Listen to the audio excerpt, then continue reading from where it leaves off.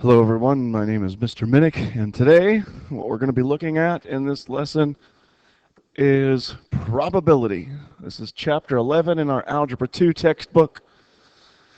Chapter 11, section 2, probability. Yesterday we had looked at permutations and combinations, and today we're going to follow that up with probability. So next week then, when we get the net books, we should be able to wrap up the 11.1 and 11.2 homework. So both of those will be due on Monday. So if you have a bunch of free time on your hands this weekend and you say, I'm bored, I don't have anything to do, well, try this homework. It really won't be so bad. So I like to start off with definitions. So let's go ahead and define what probability is. And it's really a cool definition. The probability of event A occurring, I think two C's, two R's, I'm not sure about that, is the chance or likelihood that event occurs. Seems kind of weird.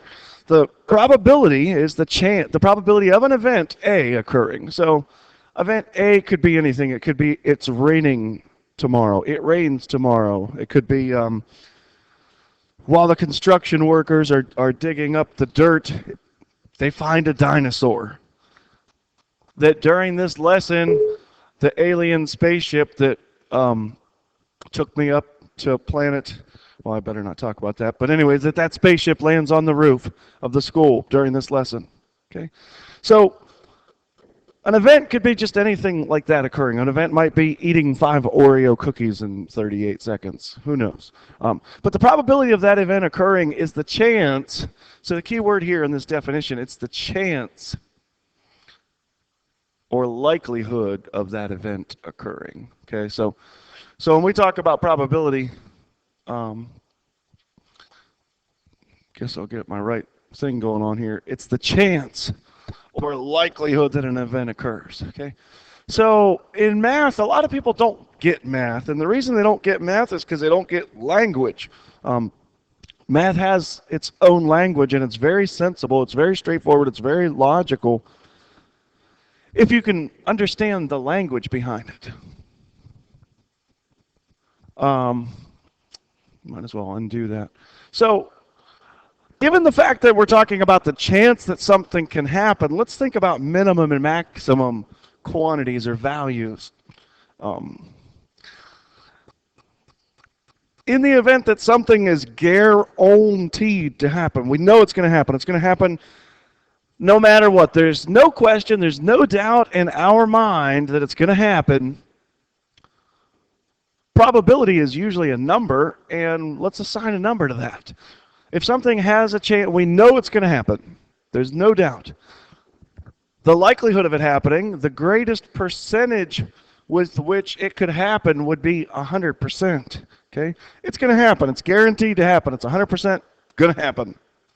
On the other end of the spectrum, the minimum likelihood that it's going to happen, in other words, it's not going to happen. There's no way that it's going to happen. That would be 0%. Okay? So if we just think about that, what this tells us about probability is this. It tells us that probability, represented usually by the capital letter P, is always going to be a number between 0 and 1. Okay? Probability is always going to be a number between 0 and 1. For some reason, your textbook decided, well, I guess they did kind of say that. Okay. I was going to say, if they left that out, then they're leaving out everything. So probability is going to be between 0 and 1. Now, if something has a probability of 0, there's actually a special name for that. And I don't think your book includes that, but I will. If something's probability is 0, Tom Cruise might know what it is. It's an impossible event. Not Mission Impossible, but it's an impossible event. It's not going to happen, okay? If something has a probability of 1, it's said to be a certain event. It's guaranteed to happen. It is a certain event. Okay? So a little bit more about probability basics here. We can represent probabilities the following ways. We can represent them as a percent. We can represent them as a decimal. We can represent them as a fraction. Not a faction, but a fraction. And sometimes with fractions, sometimes we want them reduced and sometimes we don't. Okay? Fraction. And with a fraction, it could be reduced, could be unreduced. Sometimes it's nice to leave them as an unreduced fraction so that you kind of understand the scenario a little bit better, the problem a little bit better, the sample space a little bit better. Wait a minute, sample space. We didn't even get to that yet. Yeah, I know. But be aware that probabilities can be represented as a percent, as a decimal, or as a fraction. And with fractions, sometimes reduced, sometimes unreduced. As you move forward and do this Math Excel homework, I want you to be real clear on a couple things.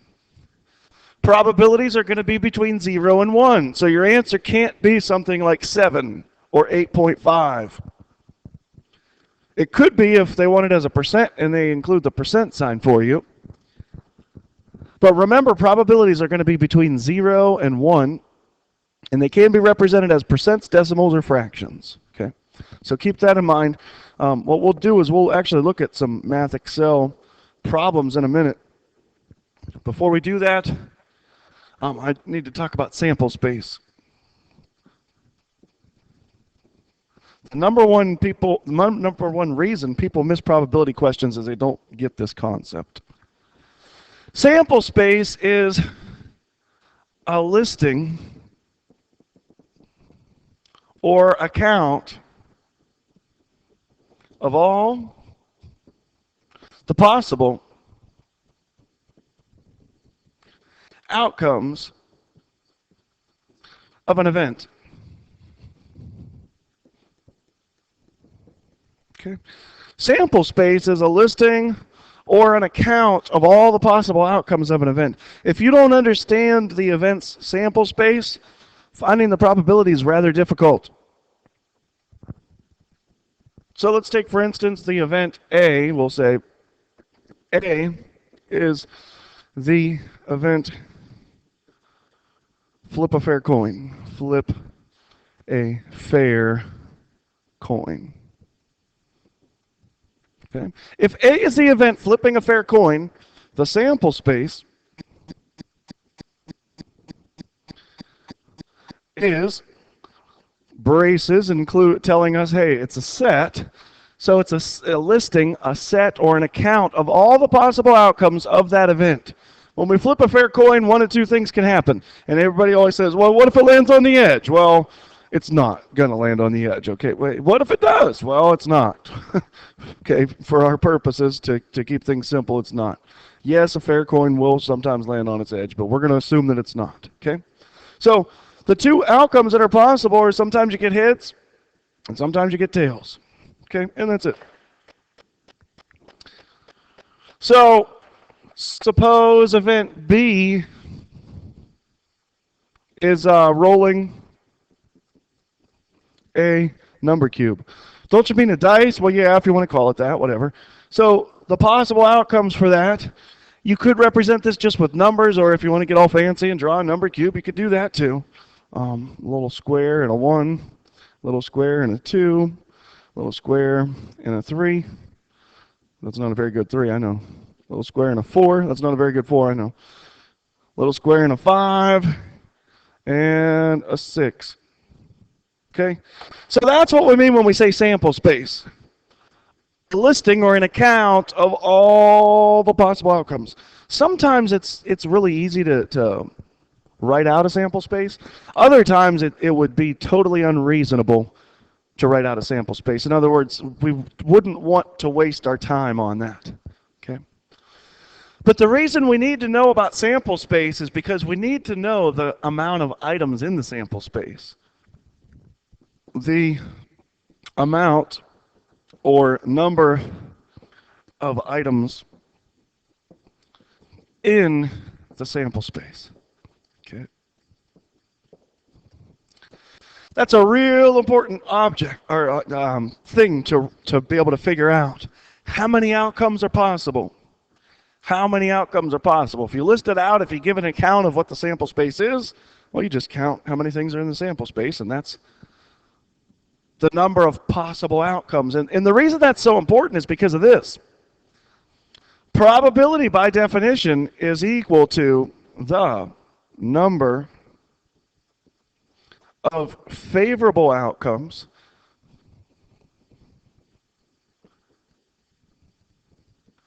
divided by the number of possible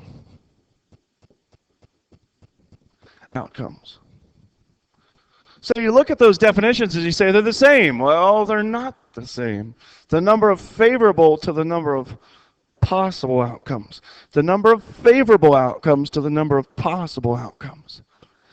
The probability of an event A occurring is the number of favorable events, the number of favorable outcomes, divided by the number of possible outcomes.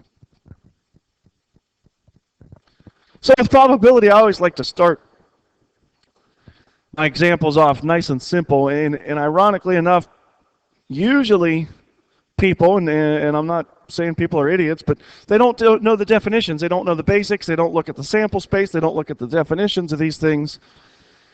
They don't remember that probability's got to be between 0 and 1. And so then they miss the basics. So just to kind of recap where we went, probability is the likelihood or chance that something happens. It's got to be between 0 and 1. If it's 0, it's impossible.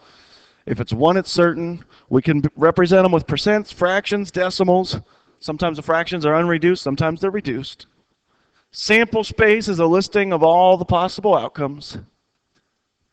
And by definition, probability is the number of favorable outcomes divided by the number of possible outcomes. Okay?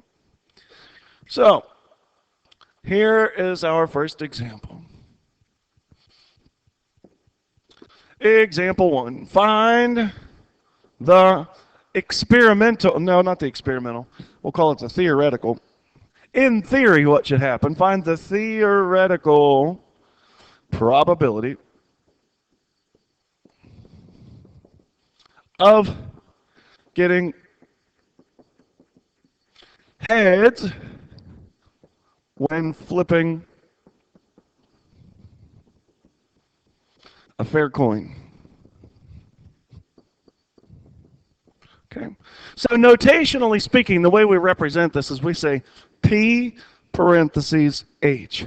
It's kind of like function notation, but that's saying what the probability of heads is equal to.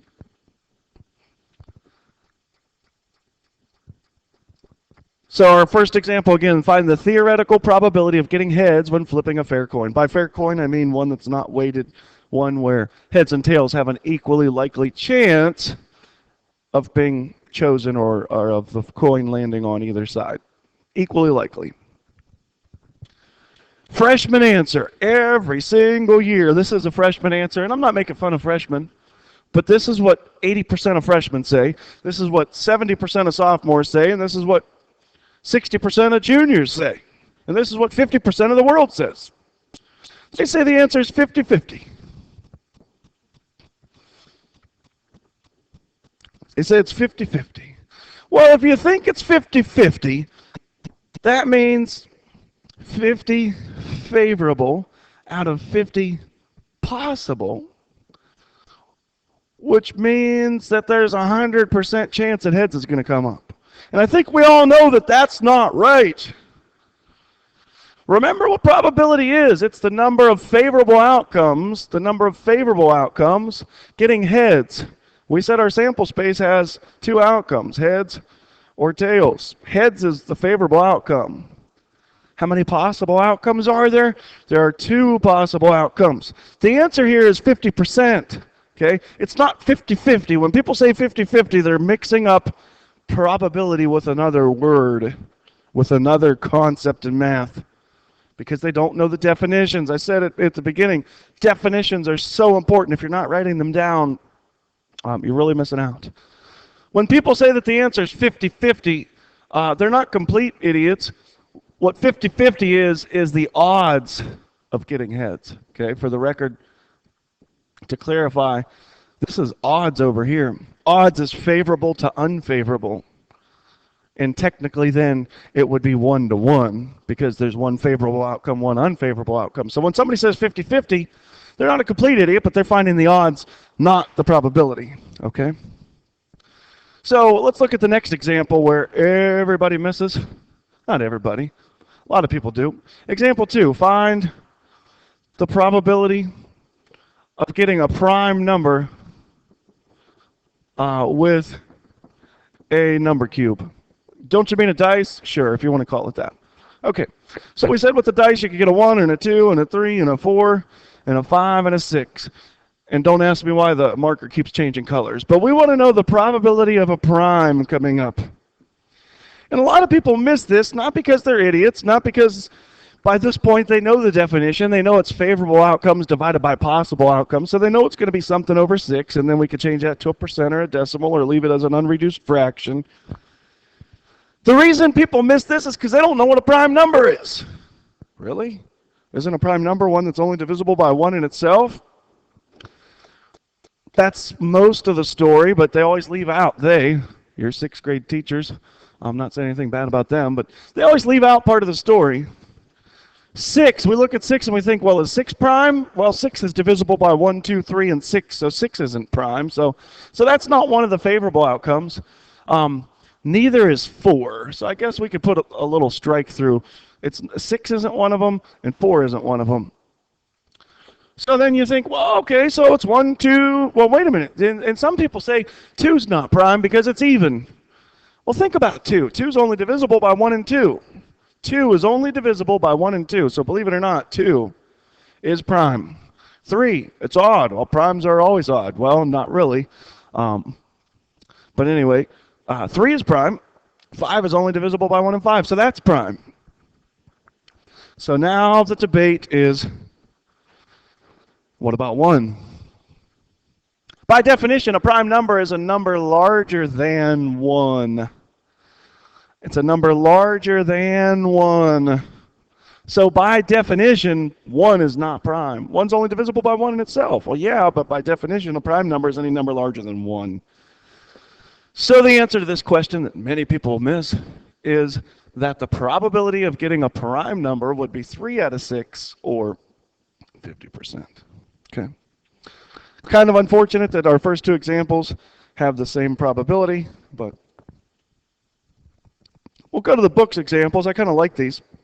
The book says today there's 60 vehicles, 60 vehicles in the teacher's lot, in the teacher's parking lot. Okay, 15 are trucks. And they say, what's the probability of finding a truck in the teacher's parking lot? Well, that's pretty easy. They did all the work. They got the sample space. There's 60 total vehicles, so it's out of 60. It's the number of favorable vehicles. Well, what's favorable? Getting a truck. How many trucks are there? 15. It's 15 out of 60. You could reduce that down. They're both divisible by 5, so that's going to be 3 divided by 12, and that goes all the way down to 1/4, or 25%. Okay. So you might say to yourself, well, what's the best answer? It really depends on who's asking the question and what kind of information they give you in the instructions. 15 out of 60 is right. In simplest terms or reduced form, it's a 4th. 25% is right. 0.25 is right. I'm not a fan of the decimal, but 0.25 is right. So again, it depends on the context. So that's that one. This next one talks about using a simulation. And I fear that some of you on that last quiz the one that I might have passed back or might not have.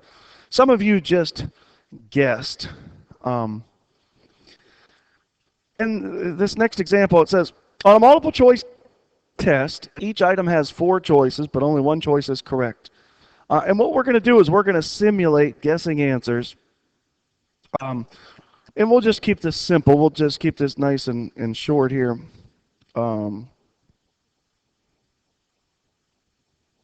What's the probability that you'll pass the test by guessing, and let's just go with 5. We'll say that there's 5 questions. Okay, we'll say the test has 5 questions. What's the probability of guessing right and passing?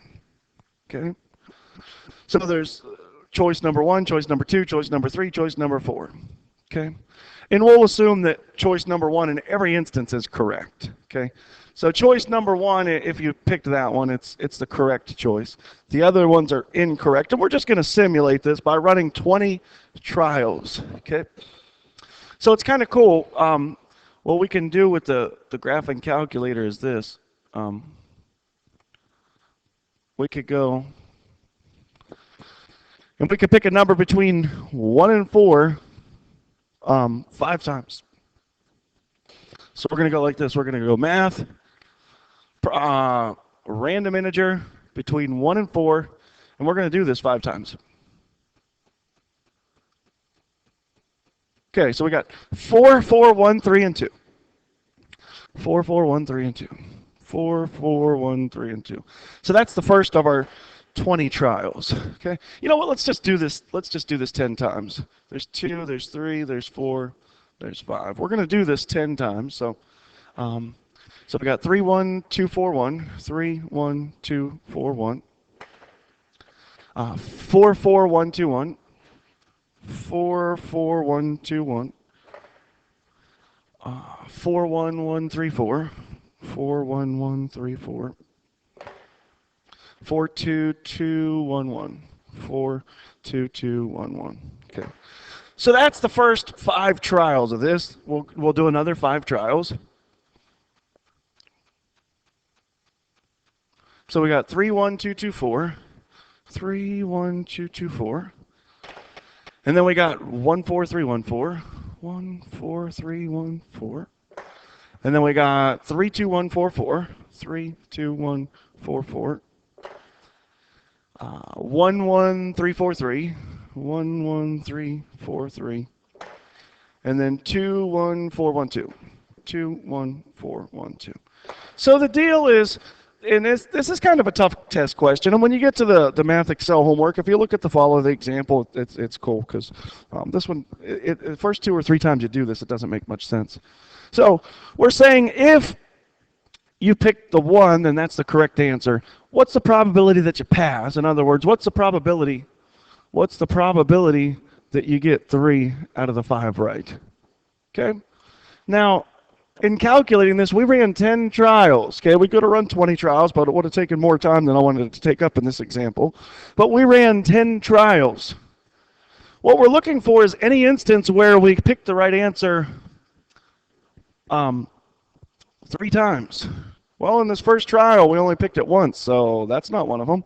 In the second trial, we only picked it right twice, so that's not one of them. In this third trial, we picked it right twice. That's not one of them.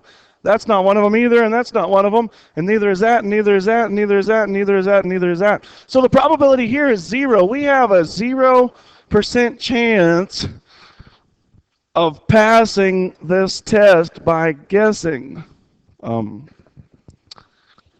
So in other words, when you're taking a multiple choice test, don't guess. It's not a good idea. So public service announcement, don't guess on multiple choice tests. That's not a good idea. Okay.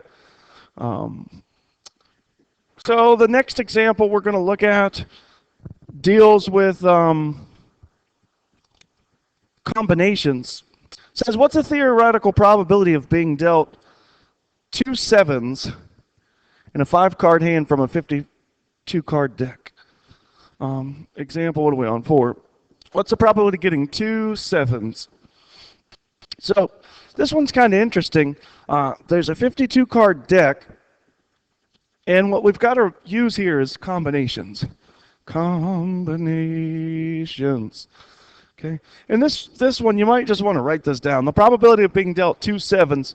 First of all, there's 52 cards in a deck, and we're going to choose 5 of them. So that's how many possible hands there are. In the denominator there represents how many possible hands there are.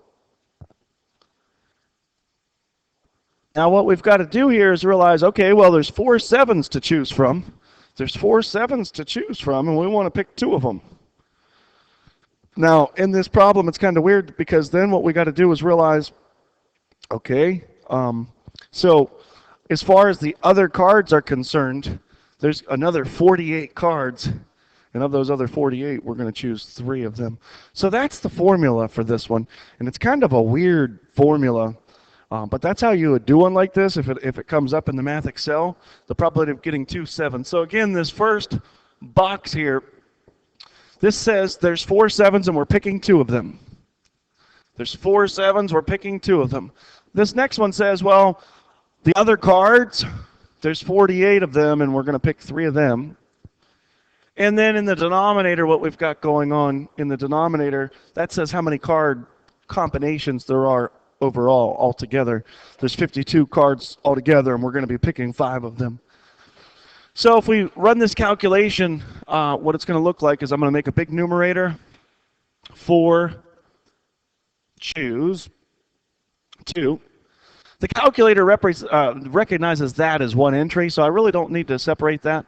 I'm going to go times 48, choose 3. So that's my numerator. My denominator, I'm going to go ahead and group it.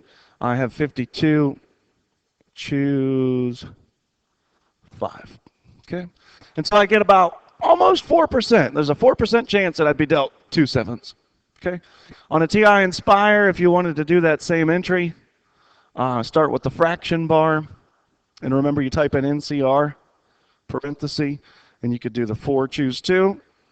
And the cool thing is you can copy and paste with the Inspire. I don't know if you know that or not, but I'm going to copy that. And I do need to press times because it doesn't like that implicit multiplication.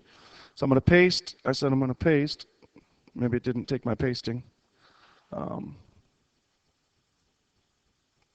Control C, Control V. There it goes. 48, choose 3. And then in the denominator, I have 52, choose 5. So there we go. On the Inspire, it gives you a fraction. I'm going to hit Control Enter, and there's my 4%. Okay. One final idea here before we call this a wrap. Geometric probability. Geometric probability. So suppose you have a circle like this inside a bigger circle like this. What's the probability of hitting that small circle right there? What's the probability of something landing in that small circle? What you're going to need to do on that one is calculate areas of a circle. It's the area of the big circle in the denominator, and the numerator would be the area of the little circle. Area of the little circle divided by the area of the big circle. Okay, so that's pretty much it for the lesson. In the time that remains in class, what we'll do, if I didn't already, I'll pass back those tests and we'll take a look on the Math Excel problems. Maybe a lucky one of you will sign in and do a couple of these problems in Math Excel.